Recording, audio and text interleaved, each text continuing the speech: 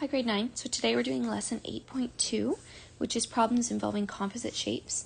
There's a handout on Teams that you should fill in as you watch this video. So the first page of the handout is a big chart, and it says decomposing geometric shapes. So there are 5 shapes there that we're going to label, and then we're going to state how to find the perimeter and how to find the area. So basically, if you have a complicated shape in any of your word problems, if you can break it down to one of these simpler shapes, then you'll be able to find the perimeter or the area. So we'll start with the square. And a square, as you know, has 4 equal sides. It has 2 right angles, actually 4, and its diagonal is straight across. Now we label the sides the length and the width. The perimeter is equal to 4 lengths or 4 widths. The area is just the length times the width. A rectangle, similar to a square, the shorter sides are equal length and the longer sides are equal length. Again, the diagonal cuts across to form 2 right triangles. We have the length and the width. The perimeter is calculated 2 lengths plus 2 widths. And the area is calculated length times width again. A triangle is cut down the middle with the height, and then the bottom is labeled B for base. The perimeter, you would just add up all the side lengths, and the area of a triangle is base times height divided by 2.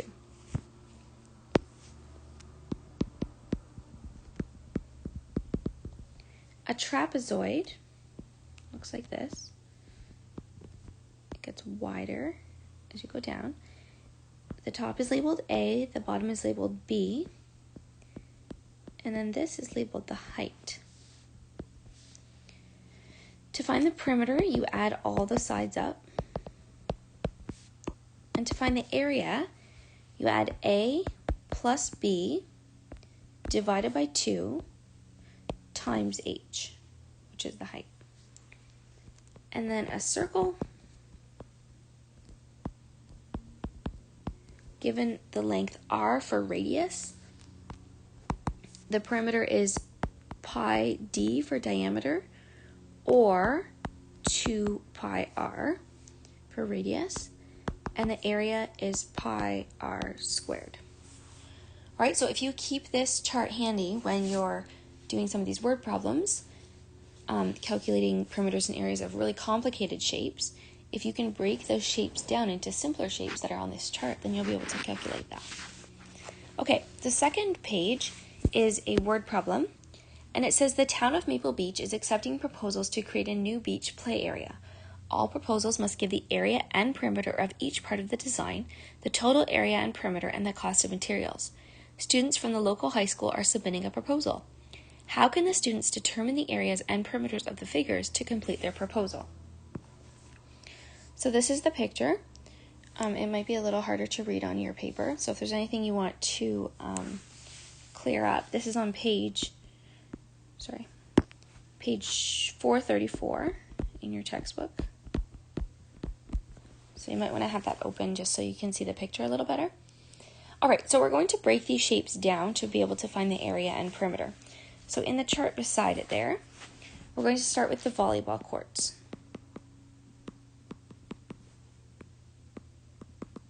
So the volleyball courts are just rectangles. So first we're going to find the area. The area of a rectangle is just length times width.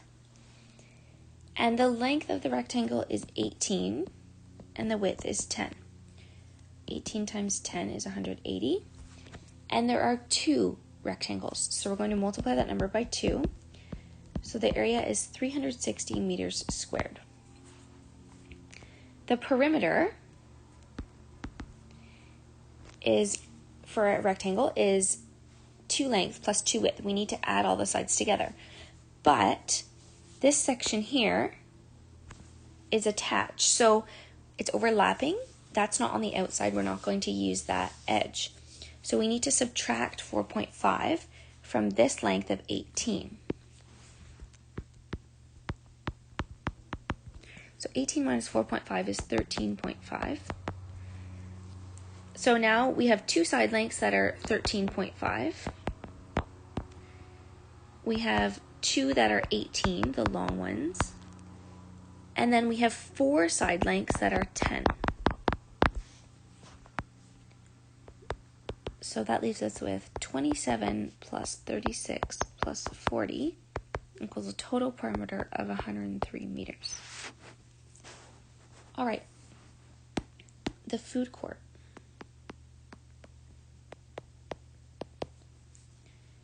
The food court can be split up into two trapezoids. See that? They give us the height there.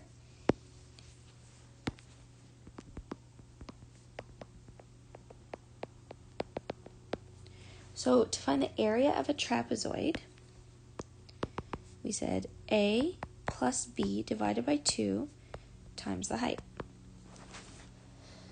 So the top and bottom lengths are 7 and 3. So 7 plus 3 divided by 2 times the height, which is 2.5. So 7 and 3 is 10 over 2 times 2.5 is 5 times 2.5, which is 12.5. So 12.5. Now, we have two of those trapezoids. So 12.5 times 2 is 25 meters squared is the area of the food court. Now the perimeter, we just need to add all sides. So we have two sides that are 3, and we have four sides that are 3.2. So that's 6 plus 12.8 equals a total of 18.8 meters. All right, the wading pool is a rectangle with 4 corners missing, right? So it's just a rectangle like this, and then they just cut out those 4 corners. And they give us the lengths and widths of those corners, so we're able to calculate this. So the area is going to be the length times the width minus the corners that are missing. So the length times the width, just draw this. The rectangle is 3.3, and then these little sides are 1 and 1, and the length is 8. So we need to calculate the area of the whole thing. So we're going to pretend that these corners are there for a minute. So now the length would be 3.3 plus 1, so that's 5.3. And then 8 plus 1, so 8 plus 2 is 10. So 5.3 by 10. So that's a total of 53. Now the corners, if you need to find the area of each corner, that's 1 times 1 per corner. So it's an area of 1, and there's 4 of them. So that would be minus 4 equals 49 meters squared. And then the perimeter, we just need to add all the sides up, but now we need to go into these nooks and add those up as well. So we have 2 sides that are 8, we have 2 sides that are 3.3, and then we have 8 sides that are 1, because we have 1, 2, 3, 4, 5, 6, 7, 8. So that's 16 plus 6.6 plus 8 equals a total of 30.6 meters. And then lastly, we have the family beach area.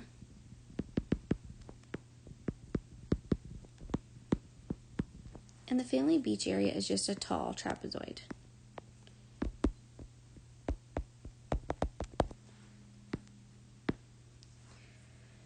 So remember, the area of a trapezoid is A plus B divided by 2 times height. So the bottom and the top are 11.8 plus 8 divided by 2 times the height, which is 9. 11.8 plus 8 is 19.8. 19.8 divided by 2 is 9.9 times 9 is 89.1 meters squared. And then the perimeter is all the sides added together. So we have 11.8 plus 8, and then this two sides are 9.2. So 2 times 9.2 equals 19.8 plus 18.4 equals 38.2 meters. Okay, so if you have a composite shape, you just need to break it down